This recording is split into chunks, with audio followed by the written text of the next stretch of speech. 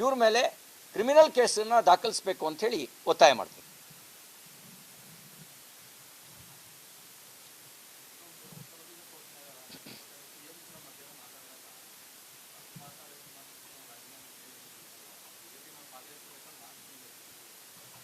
ಅಂದರೆ ಇವರಿಗೆ SC ST ಹಣ ಸರ್ಕಾರದ ಬೊಕ್ಕಸ ಲೂಟಿ ಹೊಡ್ಕೊಂಡ್ಲಿ ಅನ್ನೋ ಮನಸ್ಥಿತಿ ಇದೆ. ಇದನ್ನು ಇವ್ರನ್ನ ನೋಡಿದಾಗ ಈ ಫಕೀರ ಒಬ್ಬ ರಾಜ ಆದಾಗ ಏನು ಕತೆ ಬಂತು ಅದೇ ರೀತಿ ಬಂದ್ಬಿಟ್ಟಿದೆ. ಎರಡನೇ ಬಾರಿ ಇವರು ಮುಖ್ಯಮಂತ್ರಿ ಆದಮೇಲೆ ಸಿದ್ದರಾಮಯ್ಯನವರು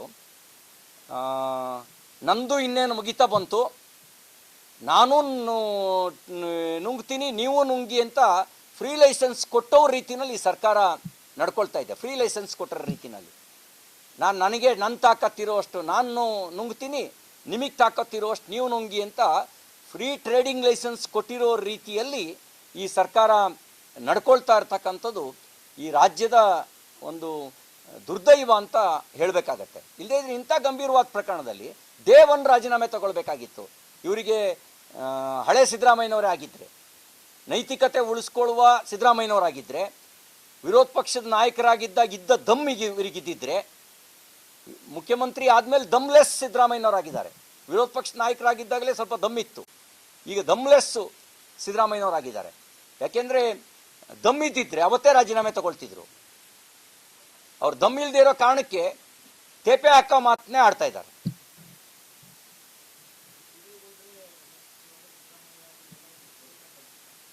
CBIಗೆ ಹೋದರೆ ಇದರ ಆಳ ಅಗಲ, ನಾನು ಅವತ್ತೇ ಹೇಳಿದ್ದೀನಿ, ಆಳ ಅಗಲ ತುಂಬ ಆಳವಾಗಿದೆ, ವಿಶಾಲವಾಗಿದೆ.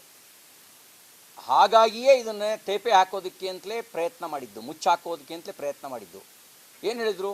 ಹಣ ರಿಕವರಿ ಮಾಡೋದು ನಮ್ಮ ಆದ್ಯತೆ ಅಂತ ಹೇಳಿದರು. ಅಂದರೆ ಈ ಥರ ನುಂಗಿ ನೀರು ಕುಡಿದಾಗ ಹಣ ರಿಕವರಿ ಮಾಡೋದು ನಮ್ಮ ಆದ್ಯತೆ ಅಂತೇಳಿ ಹೇಳಿ ರಾಜಿ ಸೂತ್ರಕ್ಕೆ ಮುಂದಾಗಿದ್ದನ್ನೆಲ್ಲ ನೋಡಿದಾಗ ಇದರ ಆಳ ಅಗಲ ಭಾಳ ಇದೆ. ನಾವು ಮುಂಚೆನೂ ಆರೋಪ ಮಾಡಿದ್ವಿ, ಈ ಹಣ ತೆಲಂಗಾಣಕ್ಕೆ ಸುಮ್ಮನೆ ಹೋಗಿಲ್ಲ. ತೆಲಂಗಾಣಕ್ಕೆ ಆಂಧ್ರ, ತೆಲಂಗಾಣ, ಅಲ್ಲಿಂದ ಮತ್ತೆ ಉತ್ತರ ಭಾರತ ದೆಹಲಿಯವರೆಗೆ, ಉತ್ತರ ಪ್ರದೇಶದವರೆಗೂ ಈ ಹಣ ಚುನಾವಣೆಗೆ ದುರ್ಬಳಕೆ ಆಗಿದೆ ಅನ್ನೋದು ನಮ್ಮ ಅನುಮಾನ ಇದೆ.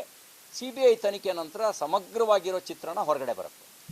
ಮತ್ತು ನಾನು ಹೇಳಿದ್ನಲ್ಲ, ಈ ಸಂಬಂಧ ಸುಮ್ಮನೆ ಇರೋ ಸಂಬಂಧ ಅಲ್ಲ. ಎಲ್ಲ ಫ್ಲೈಟಿಂದು ಫೋಟೋ ನನ್ನ ಹತ್ರ ಇದೆ, ಫ್ಲೈಟಿನ ಫೋಟೋ ಫೋನ್ನಲ್ಲಿ. ಫ್ಲೈಟಿಂದು ಗೊತ್ತು, ಅದ್ರಲ್ಲಿ ಪ್ರಿಂಟ್, ಆ ಫ್ಲೈಟಿನ ಪ್ರಿಂಟ್ ತೆಗೆದುಕೊಳ್ಳಿ, ಫ್ಲೈಟಿನ ಫೋಟೋ.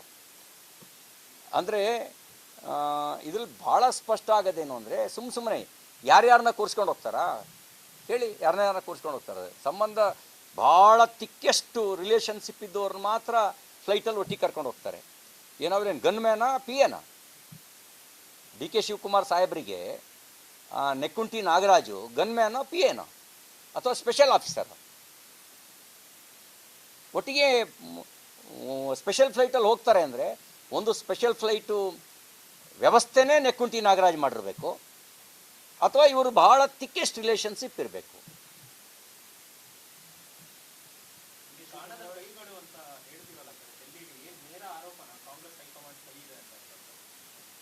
ದುಡ್ಡು ಅಲ್ಲೇವರೆಗೂ ಹೋಗಿರೋ ಕಾರಣಕ್ಕೇ ಮುಚ್ಚಾಕೋ ಪ್ರಯತ್ನ ಮಾಡಿದ್ದಾರೆ ಅಂತ ನಮಗಿರೋ ಅನುಮಾನ. CBI ಸಮಗ್ರ ತನಿಖೆ ನಾವು ಮಾಡಿದಾಗ ಸತ್ಯಾಸತ್ಯತೆ ಹೊರಗೆ ಬರುತ್ತೆ. ಮತ್ತು ನೀವು ಲೆಕ್ಕ ಹಾಕ್ರಿ, ಇಷ್ಟು ಗಂಭೀರದ ಪ್ರಕರಣನ ಇದೊಂದು ಪ್ರಕರಣವೇ ಅಲ್ಲ ಅನ್ನೋ ರೀತಿಯಲ್ಲಿ ಈ ಸರ್ಕಾರ ವರ್ತನೆ ಮಾಡ್ತು.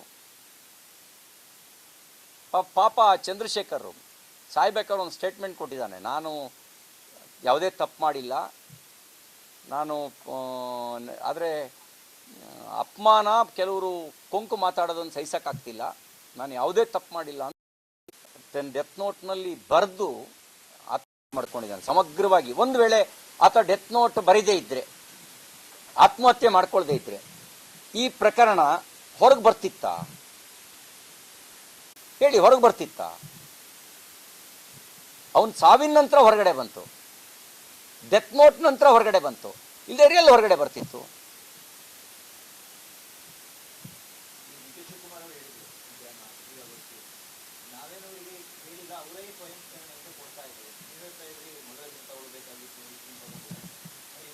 ಹಾಗಾದ್ರೆ ಅವ್ರು ಮಾತನಾಡಿದಾಗ ಸರ್ಕಾರದ ಮೇಲೆ ಒತ್ತಡವನ್ನು ಹಾಕಿ ಅಥವಾ ರಾಜೀನಾಮೆ ಪಡ್ಕೊಂಡಿದ್ದಾರೆ ಅಂತ ಅಂದರೆ ನಾನು ಅದಕ್ಕೆ ಹೇಳಿದ್ನಲ್ಲ, ನಾವು ಇವ್ರು ಹೇಳಿ ರಾಜೀನಾಮೆ ತಗೊಳ್ಳೋ ನೈತಿಕತೆನೇ ಇವ್ರು ಉಳಿಸ್ಕೊಂಡಿಲ್ಲ ಅಂತ.